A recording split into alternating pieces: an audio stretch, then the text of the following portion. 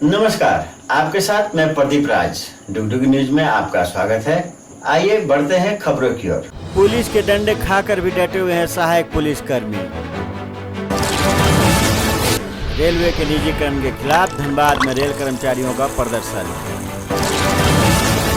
ECL Mugma में निजीकरण के खिलाफ AICCTU का प्रतिवाद सभा। केंद्र सरकार की कारपोरेट प्रश्न नीतियों के खिलाफ ट्रेड यूनियन ने 23 को करेंगी कोलोरी में विरोध प्रदर्शन। धनबाद की 8 लेन की सड़क का कार्य रोकने पर विधायक राज सिन्हा ने कड़ा ऐतराज जताया। कोलेरी प्रबंधन ने सुदामडी के दुकानदारों को भू धसान क्षेत्र से हट जाने को कहा।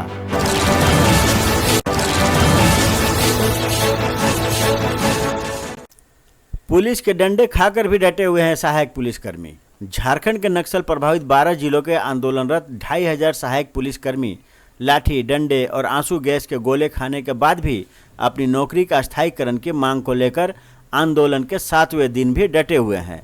आज इन आंदोलनकारी पुलिसकर्मियों से मिलने भाजपा विधायक का एक प्रतिनिधि मंडल मोरहाबादी मैदान पहुंचा। भाजपा के भवनाथपुर से विधायक भानु प्रताप शाही, सिंदरी विधायक इंद्रजीत महतो, सिमरिया विधायक किशुन दास और गोड्डा विधायक अमित मंडल ने मोरहाबादी मैदान में जवानों से उनका हालचाल जाना और उनके आंदोलन के प्रति अपना समर्थन जताया।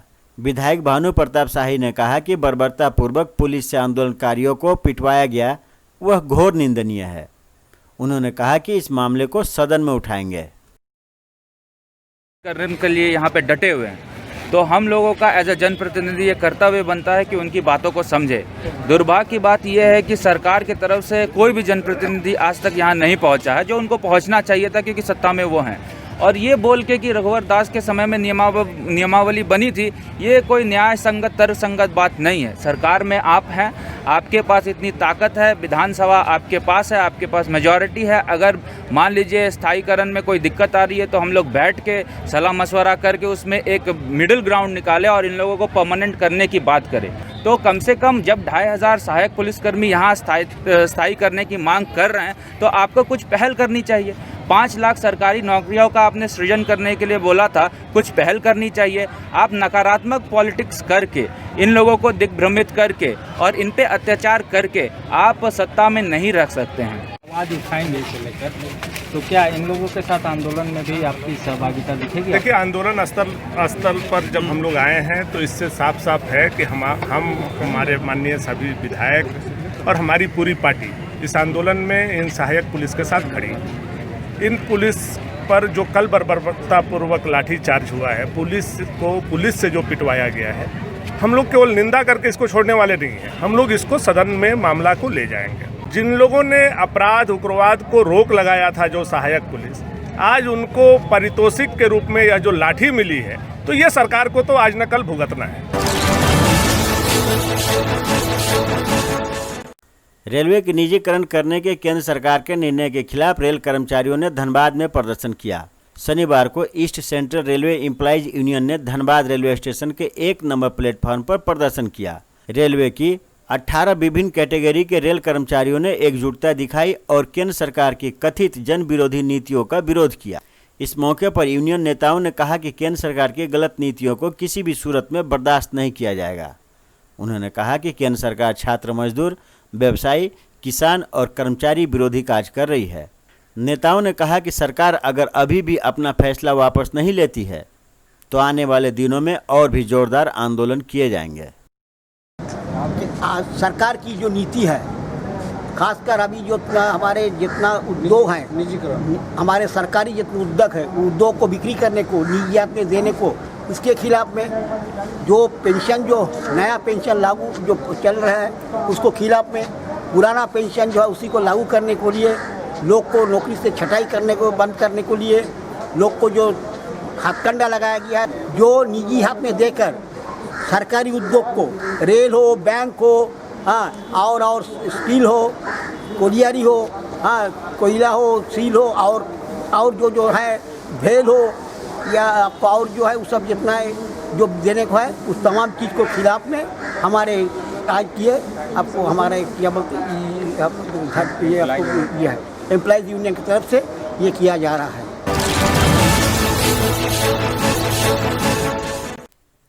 केंद्र सरकार की कारपोरेट परस्त नीतियों के खिलाफ ट्रेड यूनियनें 23 को करेंगी कोलियरियों में विरोध प्रदर्शन।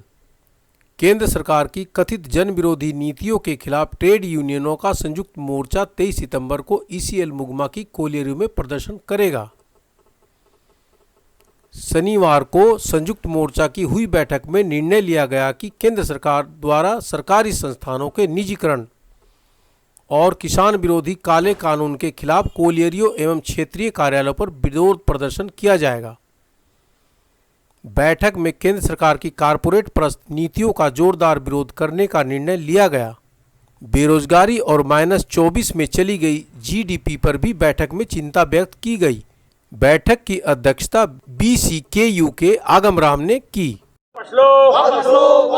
मजदूर विरोधी बिल नहीं चलेगा, नहीं चलेगा, नहीं चलेगा। 44 कानून को 4 कोड बदलना बंद करो, बंद करो, बंद करो। 44 कानूनों को 4 कोड में बदलना बंद करो, बंद करो, बंद करो। किसान अध्यादेश वापस लो, वापस लो, वापस लो।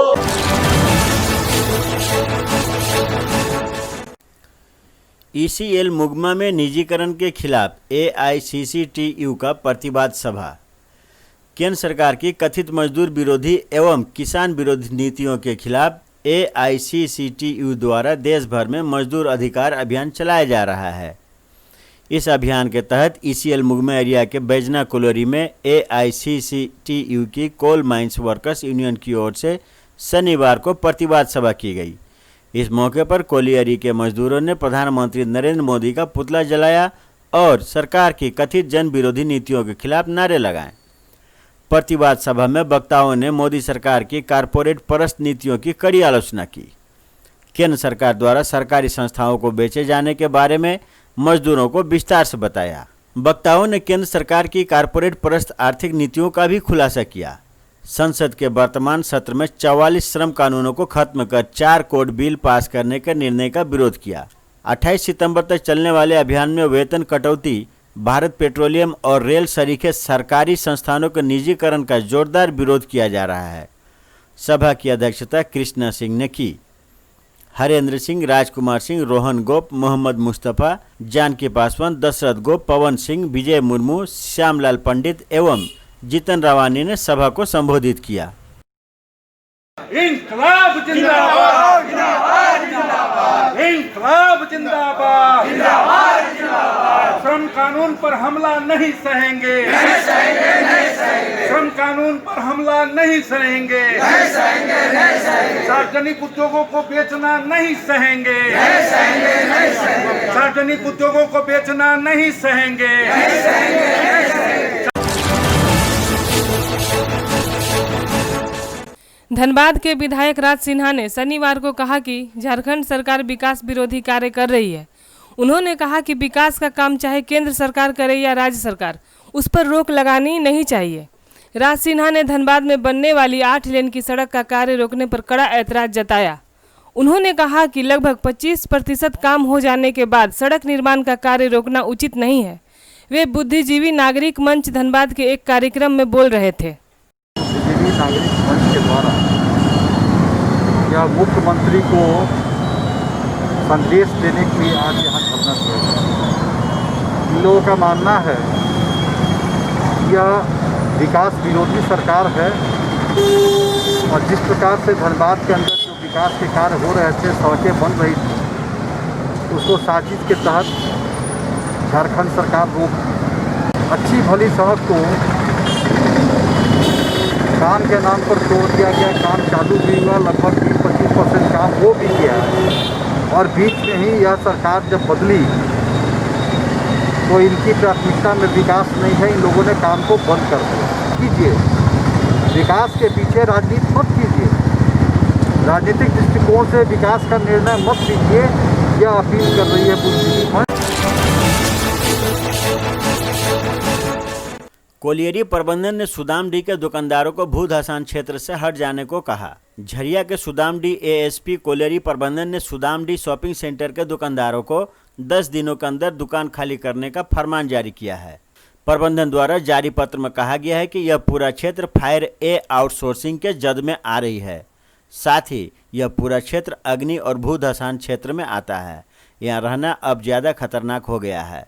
पत्र में कहा गया है कि यहाँ कोई भी दुर्घटना घट सकती है, इसलिए सभी दुकानदार किसी सुरक्षित स्थान पर चले जाएं।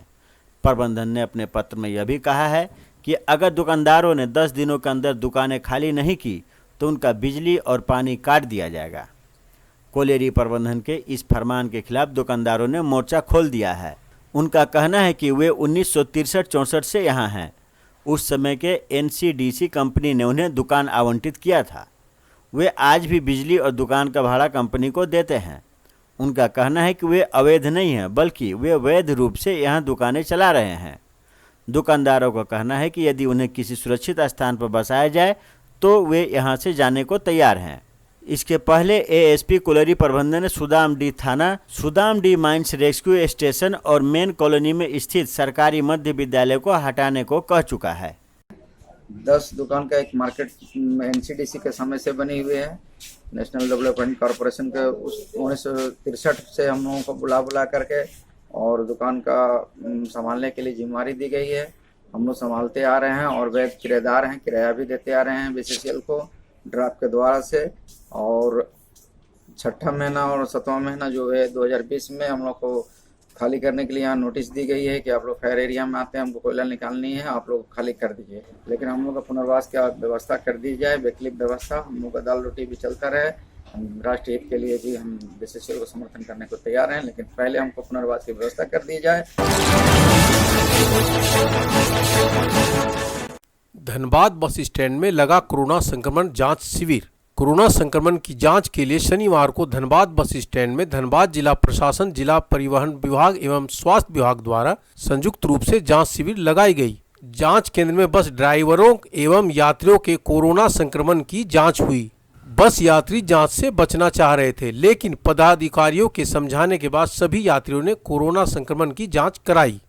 जो भी सार्वजनिक स्थल हैं उनको अभी हम लोगों ने चयनित किया है, जहाँ काफ़ी मात्रा में व्यक्तियों का आना जाना लगा हुआ है, जहाँ संक्रमण की संभावना बनी हुई है। तो ऐसे में जैसे बॉर्डर में शुरू हो गया, रेलवे स्टेशन में शुरू हो गया, क्योंकि बस स्टैंड में काफ़ी संख्या में लोग आते भी हैं और जाते भी हैं, प्लस काफ़ी संख्या में बस के संचालक हैं, बस में काम करने वाले लोग हैं। तो उनको सुरक्षित रखने के लिए कि उनके द्वारा किसी तरह का इन्फेक्शन न बढ़े, इसीलिए हम लोगों ने आज से बस स्टैंड में इस कोरोना जांच की शुरुआत की है।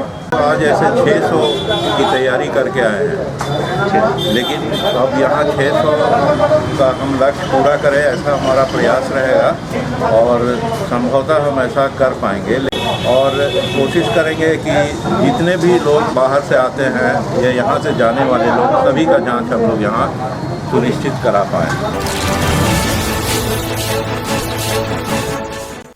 कोरोना के शिकार हुए पत्रकार संजीव सिन्हा को बंगाल सरकार में मिली नौकरी। दैनिक जागरण के दिवंगत पत्रकार संजीव सिन्हा की पत्नी को बंगाल सरकार में नौकरी दी गई। शनिवार को उनकी संजीव कुमार की पत्नी अंजू सिन्हा को राज्य में श्रम, विधि एवं कानून मंत्रालय मलय घटक ने नियुक्ति पत्र दिया। वे बंगाल सरकार के विधि व कानून विभाग में योगदान करेंगी। गौरतलब है कि दैनिक जागरण के आसनसोल संस्करण में कार्यरत एवं पत्रकार संजीव सिन्हा की मृत्यु कोरोना संक्रमण से हुई थी। उनका रांची के रिम्स में इलाज चल रहा था। 13 अगस्त को उनकी मृत्यु हो गई थी।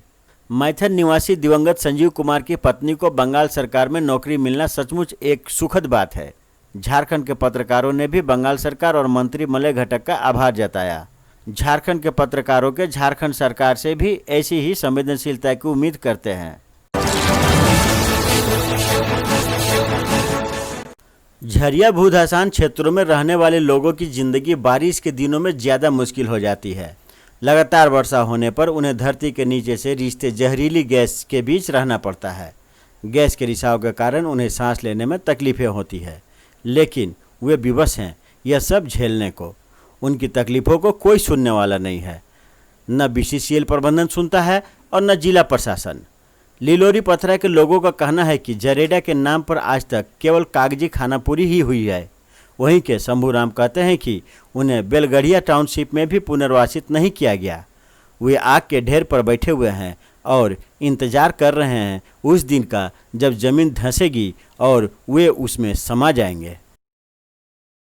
हम बता रहे हैं कि हमारा घर जो है कि पूरा जो है कि धंस रहा है, और धंसने के बावजूद भी जो है कि विशेष प्रबंधक यहाँ बार बार हमको टोचन कर रहा है कि केस कर देंगे, मुकदमा कर देंगे। हाँ, देखिए कितना धंस गया है। अगर हम बाल बच्चे फुलाड़ी बाग जैसा घुस जाएंगे तब हमको प्रबंधक घर देगी। डीसी साहब के पास 3-3 बार आवेदन भी हम दे चुके हैं, आवेदन रिसीविंग मेरे पास रखा हुआ है। हाँ, यहाँ का कोई जायसवाल एक ठो है, वो बार बार हमको बरगला रहे हैं कि आप जो है कि बाबू वाला घर में शिफ्ट हो जाए। बाबू वाला घर में हम कैसे शिफ्ट हो जाएंगे? बाद हमारा भी आवेदन किया, हमारा जेड ऑफिस में रखा हुआ है, और वो फाइल लाने के लिए खाली इनको 1 घंटा का समय नहीं मिल रहा है। अब बताइए, हम अगर कोई प्रकार दिक्कत हो जाएगा, बाल बच्चे घुस जाएंगे इसमें, तब हमको यहाँ का प्रबंधक जो है कि सहारा करेंगे। हाँ, ना तो यहाँ को कोई वर्तमान देखने वाला है, ना तो कोई MP नहीं, MLA कोई नहीं है देखने वाला है। हैं, हमने 2000 रुपया भी जो बोले देने के लिए, हमने पैसा भी जो है कि वहाँ पर जो है हमको दिलवा ले लिए हैं जसवाल जी। हैं, अभी तक मेरा कुछ नहीं सुनवाई हो रहा है। धंस जाता है, बराबर पानी पड़ता है तो धंस जाता है, एकदम गड्ढा हो जाता है। 20 फीट इधर हो गया, उधरों भी 20 फीट गहराई हो गया। कखने हम लोग बाले बच्चे धंस जाएंगे, कोई विश्वास नहीं है। ना मांग नहीं सुन रहा। DC भी 3 बार एप्लीकेशन दे चुके हैं। DC भी से भी कागज आ गया है जेरेडा ऑफिस, तो पर भी अभी हम लोग का सुनवाई नहीं ले रहे हैं। मारवाड़ी यूथ ब्रिगेड धनबाद में ऑक्सीजन सिलेंडर मुफ्त में उपलब्ध कराएगा। शनिवार को आयोजित एक प्रेस वार्ता में मारवाड़ी यूथ ब्रिगेड के पदाधिकारियों ने बताया कि मारवाड़ी यूथ ब्रिगेड के हेल्पलाइन नंबर पर कॉल करने पर जरूरतमंद मरीज को मुफ्त में ऑक्सीजन सिलेंडर मुहैया कराई जाएगी। गौरतलब है कि मारवाड़ी यूथ ब्रिगेड लगातार समाज सेवा में सक्रिय रहता है। कोरोना संक्रमण के दौर में भी इस संगठन ने सराहनीय कार्य किया है। आवश्यकता पड़ेगी सिलेंडर की, निःशुल्क सिलेंडर हम उपलब्ध कराएंगे पूरे धनबाद में रहने वाले सभी धनबाद वासियों को। 4311 64414 गोपी कटेसरिया जी इसके संयोजक हैं। जिनको भी ये व्यवस्था चाहिए वो इनसे संपर्क करके उपलब्ध करा। तो ये थी अब तक की खबरें। आप देख रहे थे डुगडुग न्यूज। अब वक्त हो चला है आपसे विदा लेने का। हमारे चैनल को सब्सक्राइब जरूर करेंगे। नमस्कार।